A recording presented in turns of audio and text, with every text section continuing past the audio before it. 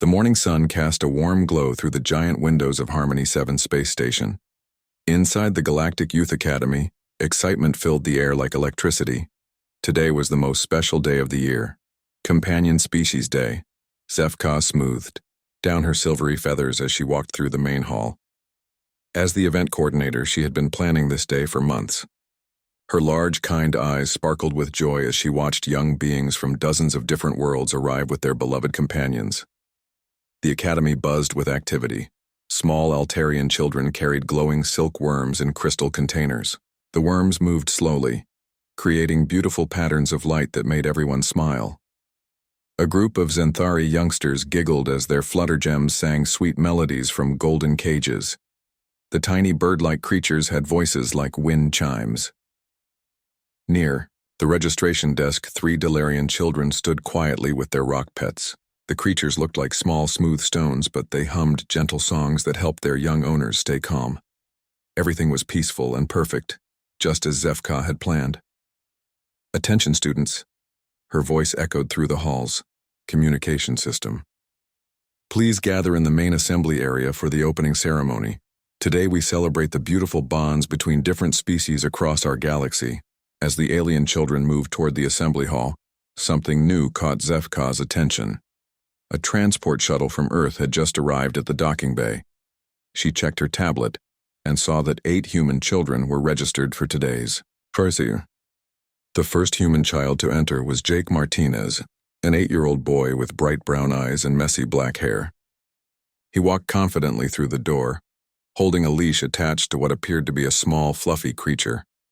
The animal had pointed ears, a wet black nose, and a tail that wouldn't stop moving. "This is Ranger," Jake announced proudly to anyone who would listen. "He's my best friend in the whole universe." Ranger looked around the hall with curious brown eyes. His tongue hung out as he panted softly. To Jake, this was just his happy puppy being excited about new places. To the alien children watching, the sight of white teeth and heavy breathing seemed strange. Emma Foster came next, a 10-year-old girl with red hair tied in braids. She carried a travel container with small holes in the sides. Soft purring sounds came from inside. Emma's freckled face beamed with pride as she carefully set the container down. "Mittens is a little nervous," she explained to a curious Vrixian child nearby. "She doesn't like new places at first, but she'll warm up soon." The third human was Alex Chen, a 12-year-old boy who seemed very serious about his responsibilities. He wheeled a large habitat case on a small cart. Through the clear front panel, other children could see a long, scaly creature lying under a heat lamp. "Spike needs his temperature just right," Alex told anyone who asked. "He's cold-blooded, so I have to make sure he stays warm." More human children arrived over the next few minutes. Lisa Wong brought a larger dog with golden fur that seemed to shine under the lights. Kevin Brown had a container with a small furry creature that had tiny hands and a long tail.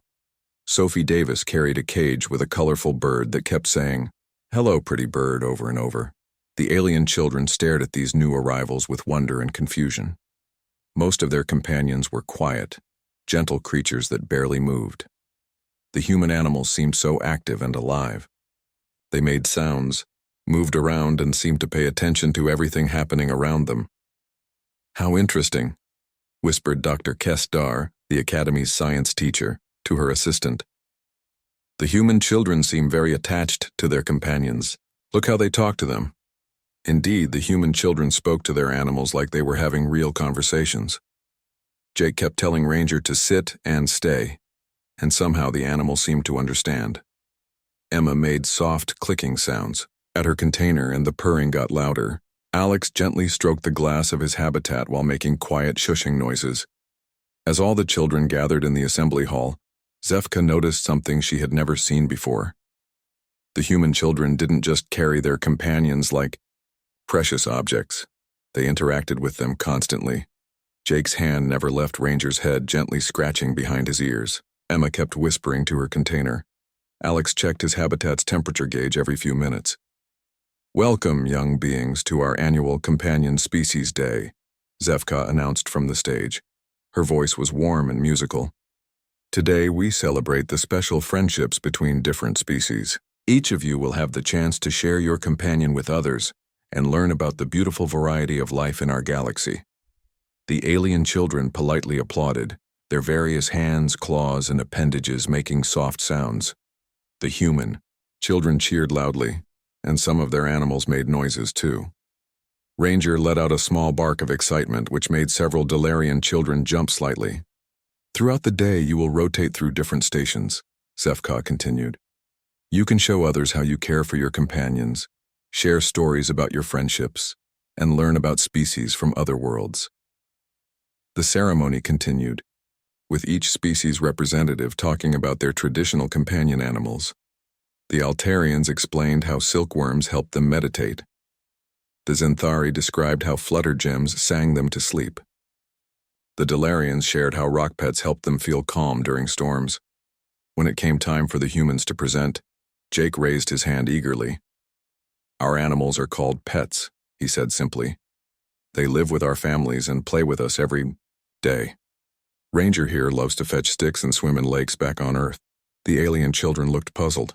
Their companions were beautiful and calming, but they didn't really play games or swim. What kind of creatures were these human pets? As the ceremony ended and the children prepared to move to their first activity stations, excitement filled the air. Everyone was curious to learn more about each other's special friends. The day seemed perfect for learning and sharing.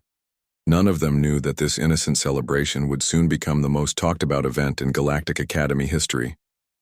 The human children walked happily toward their first station, their beloved pets beside them, ready to show the galaxy what real friendship looked like. The first activity station was called Meet and Greet. Children from different worlds sat in a large circle on soft cushions, taking turns showing their companions to others. The atmosphere was cheerful and curious. Pipsil, a young Zenthari, with beautiful blue skin and large purple eyes, went first. She opened her golden cage carefully and let her fluttergem perch on her finger. The tiny creature was no bigger than a human thumb, with feathers that shimmered like rainbows. "This is Song of Morning," Pipsil said in her melodic voice. "She sings to me when I'm sad and helps me fall asleep." The fluttergem made a sound like tiny bells ringing. All the children smiled and made soft aw sounds. It was perfectly peaceful and calm. Next, a Delarian child named Stonekeeper showed his rock pet. It looked like a smooth gray pebble, but when he held it close to his ear, everyone could hear a gentle humming sound like a distant waterfall. "Rockfriend has been with my family for 50 years, Stonekeeper explained. "He will outlive me and go to my children someday." The alien children nodded with understanding. Their companions were peaceful, long-lasting, and brought calm to their lives. Everything made perfect sense. Then it was Jake's turn. He grinned widely and stood up, gently tugging on Ranger's leash. The 6-month-old German Shepherd puppy looked around at all the new faces and wagged his tail so hard his whole body wiggled. "This is Ranger," Jake announced proudly. "He's super smart and knows lots of tricks. Watch this." Jake held up his hand. "Sit," he said firmly. Ranger immediately planted his bottom on the floor, his tail still wagging. His mouth hung open in a happy pant, showing his white teeth and pink tongue. Several of the smaller alien children shifted uncomfortably. Why was the creature showing its teeth? And what was that heavy breathing sound? "Good boy," Jake praised. Reaching into his pocket, he pulled out a small brown cube and tossed it to Ranger, who caught it in his mouth with a quick snapping motion. The Delarian children immediately moved backward. One of them made a small squeaking sound of alarm. The snapping motion looked exactly like the attack patterns they had learned about in their safety classes. "He loves treats," Jake explained, not noticing the worried looks around him. "Ranger, speak." Ranger tilted his head and let out a sharp bark. "Woof!" The sound echoed through the activity area. 3 Zenthari children quickly moved behind their teacher, their fluttergems frantically fluttering in their cages. The bark sounded like a predator call from their homeworld's most dangerous forests. Miraton, the academy counselor, noticed the reactions, but tried to stay calm. Perhaps the human child's companion was just enthusiastic. She made a note on her tablet to observe more carefully. Emma was next. She opened her travel container slowly, and a gray and white tabby cat poked her head out. Mittens had bright, green eyes and white whiskers that twitched as she looked around. "This is Mittens," Emma said softly. "She's a little shy, but she's really sweet." Mittens climbed out of the container and sat next to Emma, her tail curled neatly around her paws. She looked perfectly calm and innocent. The alien children began to relax. Then Pipsil's fluttergem made a small movement and something ancient awakened in Mittens. Her pupils dilated to black circles. Her body lowered into a crouch. Her tail began to twitch at the tip. "Oh, she wants to play," Emma said happily, not recognizing the hunting posture. Mittens suddenly sprang forward with lightning speed. Pipsil screamed and snatched her cage away just as Mittens landed where Song of Morning had been a second before. The cat sat up and made a chattering sound, her teeth clicking together rapidly. "No, Mittens," Emma scolded gently, picking up her cat. "We don't chase other pets." But the damage was done. Pipsil was shaking, holding her fluttergem's cage against her chest. Song of Morning was making distressed peeping sounds and had lost several of her rainbow feathers. "I'm so sorry," Emma said, genuinely confused. She just wanted to play. She does this with toy mice at home all the time. The words toy mice made several rodent-like alien children exchange worried glances. What kind of creature played with mice? When Alex's turn came, he carefully opened his habitat case. Spike, his bearded dragon, was basking peacefully under his heat lamp. The reptile was about a foot long, with rough scales and spiky projections around his head and neck. "This is Spike," Alex said proudly. "He's a bearded dragon. He's really calm and likes to sit in the sun." Spike opened his mouth wide in a natural cooling behavior, displaying the bright yellow inside of his mouth and rows of small, sharp teeth. To Alex, this was normal thermoregulation. To the alien children, it looked like a threat display from their worst nightmares. A small Vrixian child started crying. "It's going to eat us," she whispered to her teacher. Alex looked confused. "No, he's just cooling down, see? He's totally harmless." Alex reached into the habitat and gently lifted Spike out. The dragon remained perfectly still, but his appearance was unmistakable: predatory eyes, sharp claws, and an ancient reptilian design that triggered fear responses in most mammalian and avian species. As the meet and greet session continued, more concerning incidents occurred. Lisa's golden retriever, Buddy, tried to greet other children by jumping up and putting his paws on their shoulders, a friendly gesture that appeared to be an attack to species that had never seen such behavior. Kevin's pet hamster, Peanut, began running frantically on his exercise wheel, creating a rapid scratching sound that reminded the insectoid children of their homeworld's burrowing predators. Sophie's parrot, Rainbow, suddenly squawked, "Pretty bird, hello," at the top of his lungs, causing two Delarian children to faint from the shock of such a loud, unexpected sound. Throughout all of this, the human children remained completely puzzled by the reactions around them. To them, their pets were behaving normally. Ranger was being a good, obedient dog. Mittens was just playing. Spike was enjoying his heat lamp. They couldn't understand why the other children seemed so frightened. Miraton moved quietly around the circle, taking notes and trying to calm the increasingly nervous alien children. Her tablet was filling up with observations. Human companion displays aggressive vocalizations. Feline species shows hunting behaviors. Reptilian species exhibits threat postures. By the end of the first activity session, half the alien children had requested to move to stations farther away from the humans. Several parents had already sent messages asking about their children's safety. As they moved to the next station, Jake petted Ranger's head affectionately. "Good boy," he said. "You're making lots of new friends." But behind them, teachers were having urgent whispered conversations, and alien children were clustering together for safety.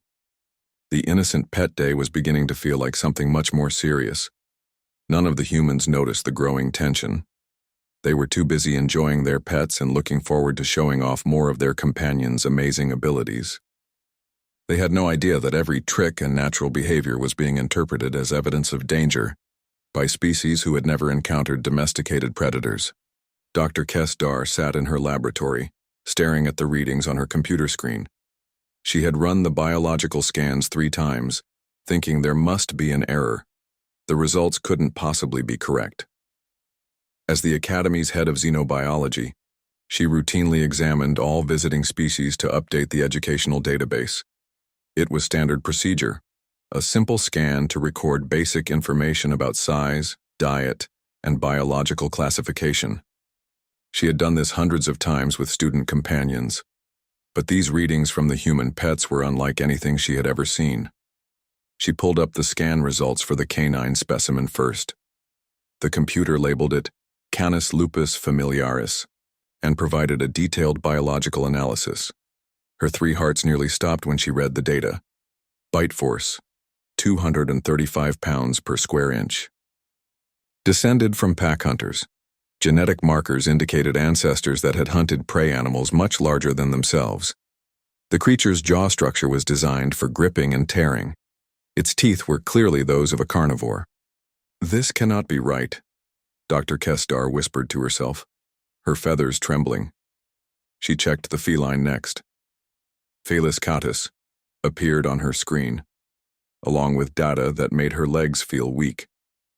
Retractable claws designed for gripping prey. Flexible, spine for pouncing. Eyes positioned for depth perception during hunting. Genetic analysis showed descent from solitary ambush predators. The reptile was worse. Pogona viticeps, a member of a family known for opportunistic hunting behaviors. Sharp teeth, powerful jaw muscles, and predatory instincts. While smaller than its wild cousins, it still retained all the biological markers of a hunter. Dr. Kesdar's hand shook as she accessed the Earth biological database to cross-reference these species. What she found made her call an emergency meeting immediately. 20 minutes later, she sat across from Zefka and Miraton in the Academy's secure conference room. Her tablet displayed comparison charts that told an impossible story. "Look at this," Dr. Kesdar said, her voice barely steady. "The human canines are descended from wolves, apex predators from Earth. The felines are related to tigers and lions. Even their small rodent companions are omnivores that will eat other animals." Zefka stared at the data, her silver feathers dulling with shock. "But they're children's companions. Surely you've made some mistake." "I ran the scans 5 times, Dr. Kesdar replied. "Then I accessed Earth's ecological records. These creatures didn't just evolve alongside humans. Humans deliberately brought predators into their homes and turned them into family members." Miraton scrolled through behavioral reports from the morning's activities. "This explains everything we've been observing. The vocalizations, the aggressive movements, the threat displays. These aren't companion animals at all. They're barely contained predators." Dr. Kesdar pulled up video footage from the meet and greet session. "Watch this sequence," she said, slowing down the recording. "When the feline sees the flutter gem, look at its body language." They watched Mittens lower into a hunting crouch, her pupils dilating and muscles tensing for attack. The predatory focus was unmistakable to anyone who understood animal behavior. "And here," Dr. Kesdar continued, showing Ranger catching his treat. "The snapping motion, the speed of the jaw closure, this is a predator designed to catch prey." Zefka felt sick. How could humans bring such dangerous creatures around their children? Don't they understand the risk? "That's what's most disturbing," Dr. Kesdar said, pulling up more Earth data. "According to these records, humans don't see it as risk at all. They've been living with these predators for thousands of years. They call it domestication." Miraton read over the cultural files. "It says here that humans form emotional bonds with these creatures. They consider them family members. Some humans even sleep in the same rooms as their predators." The 3 educators sat in stunned silence. The implications were staggering. How had humanity survived as a species if they willingly shared their living spaces with natural predators? How could they trust such creatures around their young? "We need to examine every aspect of this," Dr. Kesdar said. "I'm finding evidence of other human companion species that are even more dangerous. Large canines that weigh more than human children. felines that are descended from jungle hunters. They even keep reptiles that can grow to enormous sizes. Zefka activated the emergency communication system. We need to contact the station commander immediately.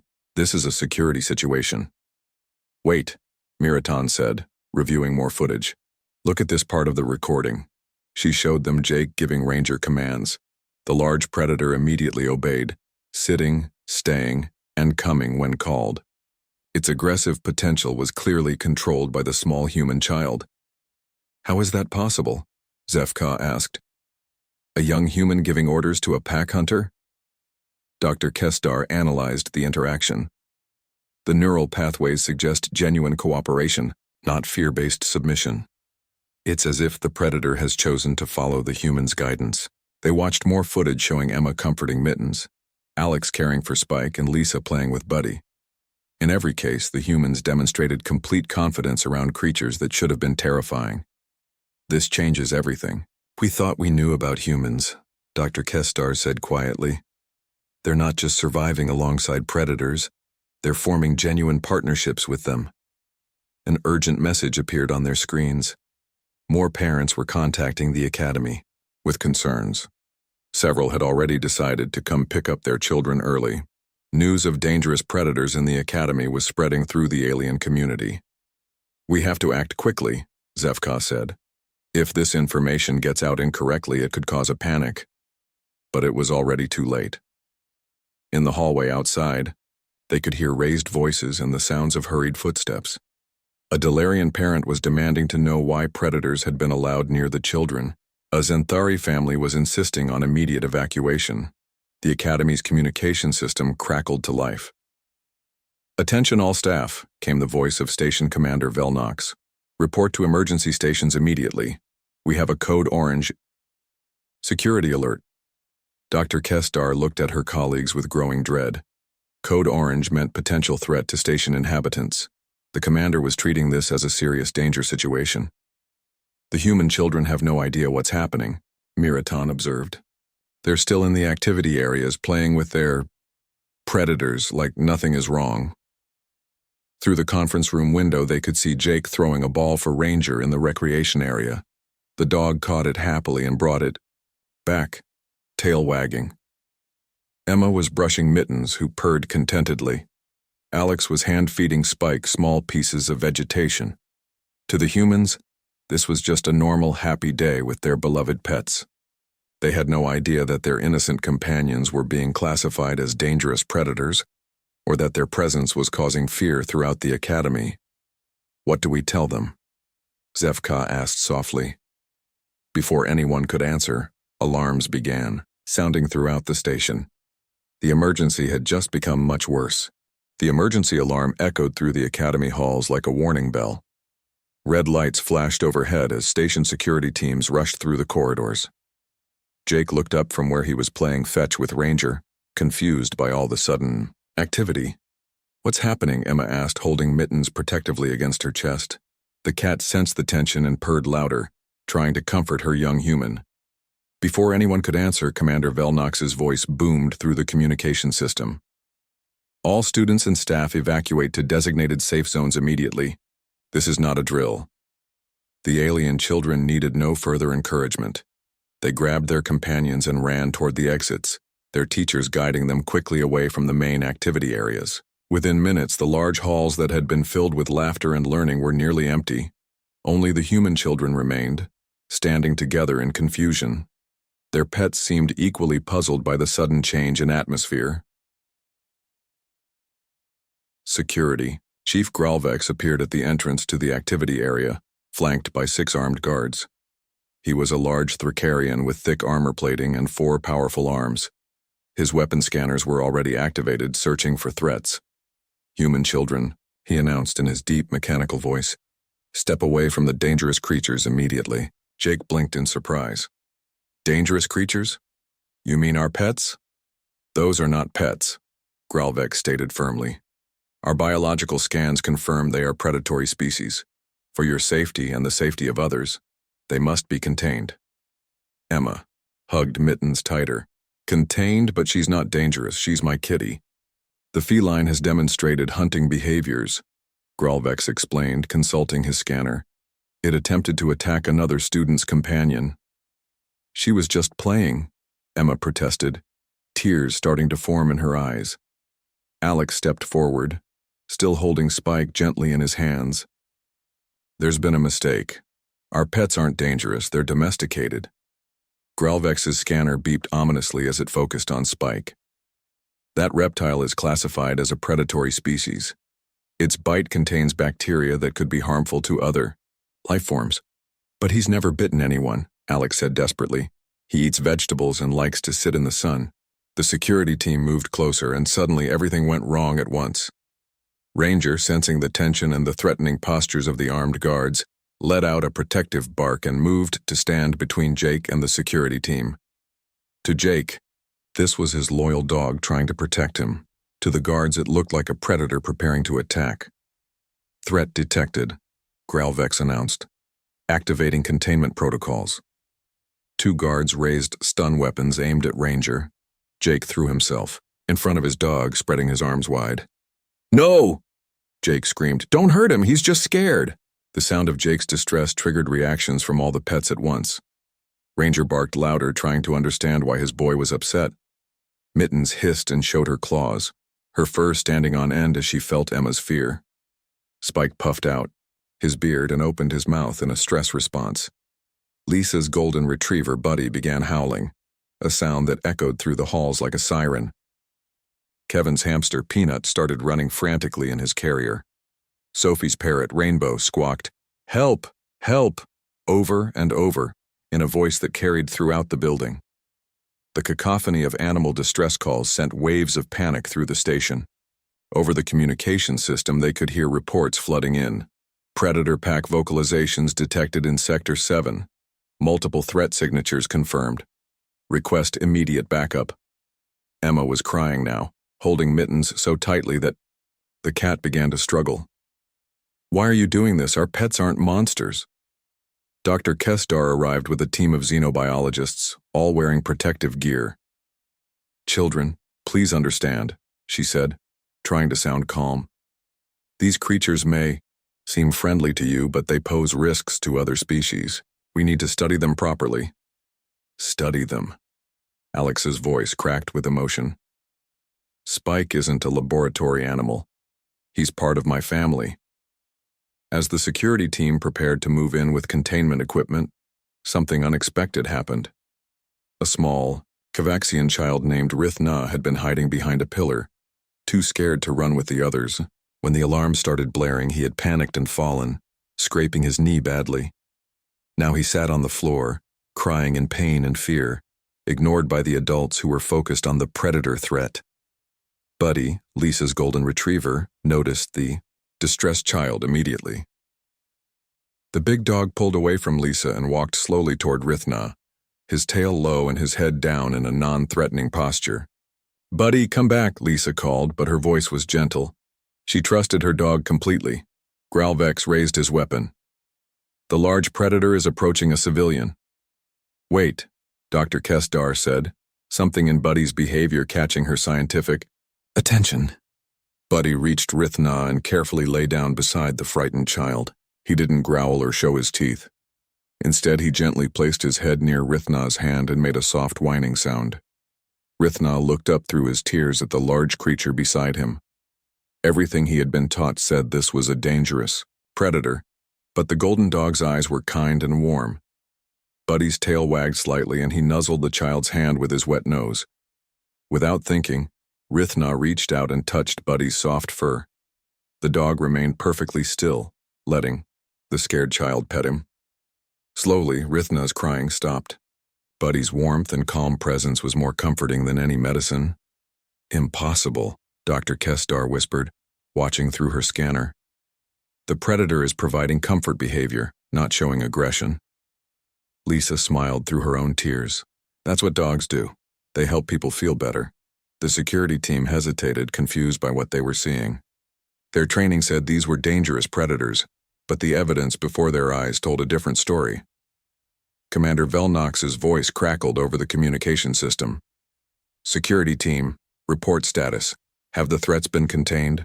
Gralvex looked at the scene before him. Human children protecting their beloved companions, pets trying to comfort their scared humans, and a large predator gently helping an injured alien child feel safe. "Commander," he said slowly, "the situation is more complicated than we initially believed." Through the windows, they could see more emergency vehicles arriving at the station. News of the Predator incident was spreading throughout the system. Diplomatic channels were lighting up with concerned messages from various species' homeworlds. But in the middle of all the chaos, 8 human children stood with their pets, showing the galaxy something it had never seen before. The impossible. Bond between predator and friend, between human and animal, between species that should have been enemies but had instead become family. The real crisis was just beginning. Emma joined the conversation, still holding Mittens. "Mittens has been with my family since before I was born. She used to sleep in my crib when I was a baby. My mom says Mittens would never let anything hurt me." Alex carefully lifted Spike from his habitat. "Spike likes to sit on my shoulder when I do homework. He's really smart and calm. Sometimes he falls asleep there while I'm reading." Commander Velnox watched as Alex placed the bearded dragon on his shoulder. Spike immediately settled into place, his eyes half closed in contentment. The dangerous predator looked completely relaxed and happy. Lisa spoke up from where she sat with Buddy and Rithna. "Dogs are helpers," she said simply. "They help police find bad guys, they help blind people walk safely, they help soldiers stay brave. Buddy helps me feel brave too." Rithna, who had been listening quietly, looked up at the commander. "The golden creature is warm," he said in his small voice. "It makes the hurt feel better." Dr. Kestar showed the commander her latest scans. "I've been monitoring the physiological responses of both the humans and their companions. When they're together, stress hormones decrease in both species. Their heart rates synchronize. They're literally healthier when they're near each other." "But how is this possible?" Velnox asked. "Every natural law says predators and prey cannot coexist peacefully." Jake held up a finger. "Want to see something? Cool?" He stood up and walked a few steps away from Ranger. "Ranger, protect Rithna." The golden retriever immediately moved to sit between Rithna and the imaginary threat, his body alert, but calm. His tail wagged slightly, showing he wasn't stressed or aggressive. "Good boy, Ranger." Now gentle with the little one. Ranger's entire demeanor changed. He lowered his head and moved slowly toward Rithna, every movement careful and controlled. When he reached the Kovaxian child, he lay down and placed his head near Rithna's hand. "He understands different types of commands," Jake explained. "Protective commands, gentle commands, play commands. He thinks about what I ask him to do." Commander Velnox was amazed. The animal wasn't just following basic orders.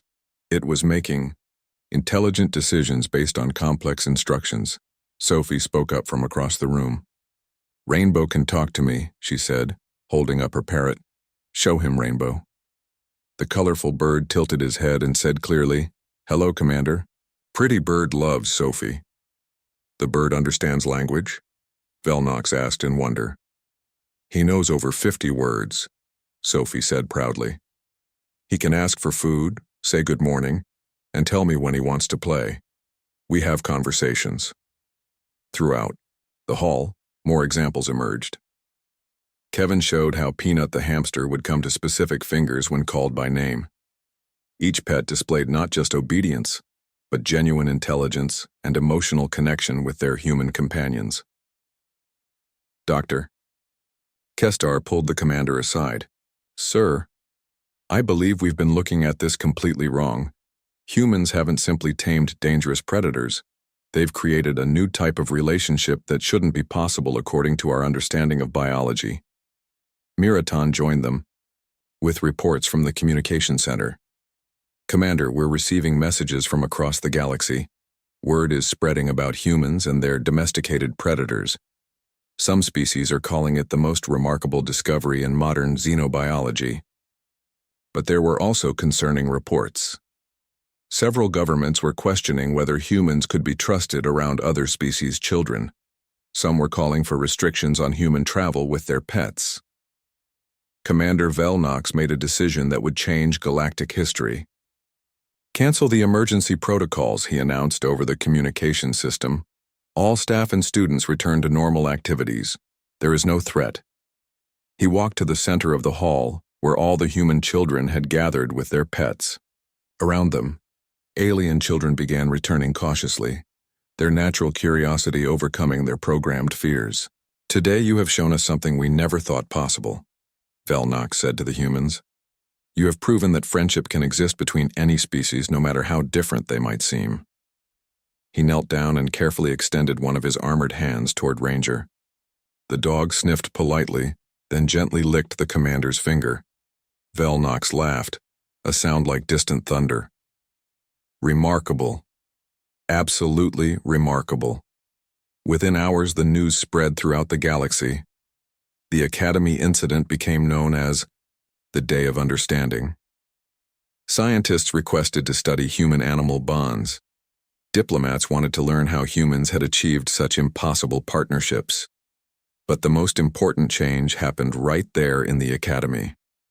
Alien children began approaching the human pets with new curiosity instead of fear. They learned that Ranger's bark meant happiness, not aggression. They discovered that Mitten's purr was a sign of contentment. They realized that Spike's open mouth was just his way of staying cool. The Academy's Companion Species Day became an annual celebration of friendship across all boundaries. Human children and their pets became ambassadors, teaching the galaxy that love and trust could overcome even the oldest fears. Jake scratched Ranger behind the ears as alien children gathered around to learn about dogs. Emma showed Zenthari children how to pet Mittens safely. Alex explained reptile care to fascinated Delarian students.